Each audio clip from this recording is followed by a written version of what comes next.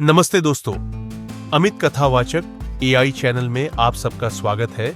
आज मैं आपको शनिदेव और प्रभु पीपललाद की कथा सुनाऊंगा और आपने मेरा चैनल सब्सक्राइब नहीं किया है तो सब्सक्राइब कर लीजिए। ऐसी मोटिवेशनल वीडियो और कथाएं मैं आपके सामने लाता रहूंगा। चलो वीडियो को शुरू करते हैं बिना किसी देरी के। पीपललाद और शनिदेव के युद्ध की कथा। यह कथा विशेष रूप से महाभारत, विष्णु पुराण, शिव महापुराण और अन्य धार्मिक ग्रंथों में कही गई है। इस कथा में पीपललाद एक महान भक्त होते हैं, जबकि शनिदेव एक खतरनाक ग्रह और न्यायाधीश के रूप में जाने जाते हैं। पीपललाद भगवान विष्णु के बड़े भक्त थे और उनका जीवन भगवान विष्णु की पूजा में व्यतीत हुआ था।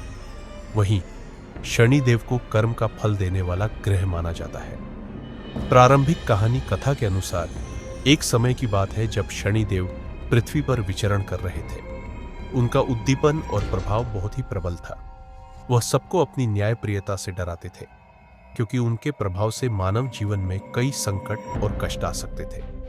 पीपललाद भगवान विष्णु के बड़े भक्त थे और उनका जीवन भगवान के ध्यान और उपासना में व्यतीत हो रहा था। शनिदेव का पीपललाद से मिलना। एक दिन शनिदेव पीपललाद से मिलने के लिए उनके आश्रम में आए।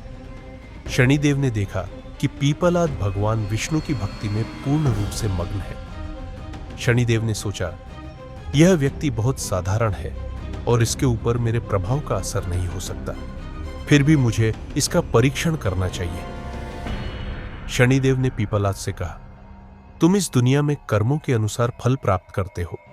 क्या तुम जानते हो कि तुम्हारे जीवन में आने वाली विपत्तियों का कारण क्या हो सकता है? पीपललाद ने शनिदेव से विनम्रता से उत्तर दिया, हे देवता, मैं जानता हूं कि जीवन में सुख और दुख दोनों ही कर्मों के फल होते हैं।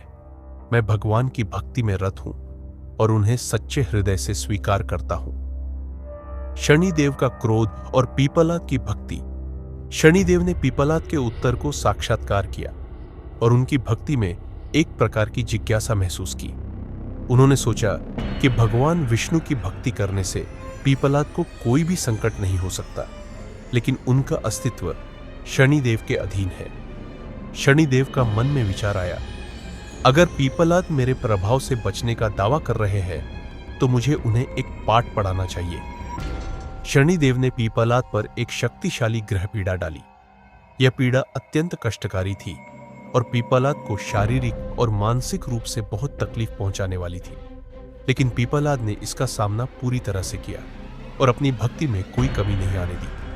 उन्होंने शनिदेव से कहा, हे देवता, आप मुझे कोई भी कष्ट दे सकते हैं, लेकिन मेरी भक्ति में कोई परिवर्तन नहीं आएगा।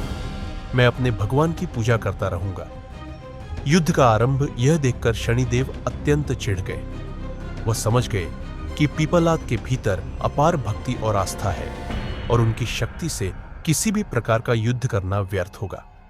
लेकिन शनिदेव का अहंकार यह नहीं मान सकता था कि कोई उन्हें परास्त कर सकता है, इसलिए वह भगवान विष्णु के भक्त के रूप में पीपललाद को युद्ध में चुनौती देने का निश्चय करते हैं। शनिदेव और पीपललाद के बीच एक महाकाव्य युद्ध की शुरुआत होती है। शनिदेव ने अपनी शक्ति से पीपललाद पर कई प्रकार के प्रकोप डाले, लेकिन पीपललाद ने पूरी निष्ठा से भगवान विष्णु की उपासना करना जारी रखा। उनका विश्वास था कि भगवान विष्णु की कृपा से ही वह शनिदेव के प्रकोप से बच सकते हैं। भगवान विष्णु की कृपा जैसे जैसे युद्ध चलता गया, पीपललाद की भक्ति और शक्ति में वृद्धि होती गई। भगवान विष्णु ने अंततः पीपललाद की भक्ति को देखकर उनकी मदद की। भगवान विष्णु ने शनिदेव से कहा, तुम्हारे कष्ट देने का समय समाप्त हो चुका है, अब तुम पीपललाद के सामने नतमस्तक हो। शनिदेव ने भगवान विष्णु की बात मानी और पीपललाद के सामने आकर उन्हें सम्मान दिया। उन्होंने कहा, हे भक्त, तुम्हारी भक्ति और विश्वास के सामने मेरी सारी शक्ति निष्क्रिय हो गई है।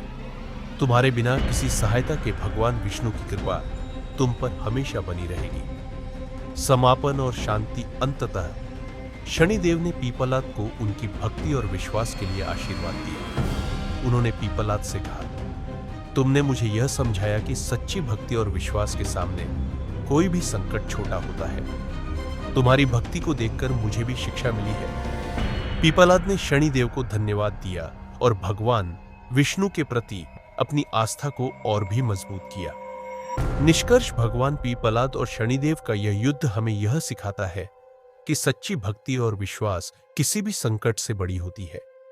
जब किसी व्यक्ति का विश्वास और कर्म सही होते हैं तो वह किसी भी ग्रह, देवता या शक्ति के प्रभाव से बच सकता है।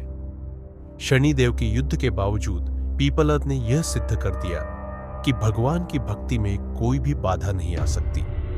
यह कथा हमें यह भी सिखाती है कि भगवान की कृपा से ही व्यक्ति को जीवन के सभी कष्टों से मुक्ति मिलती है।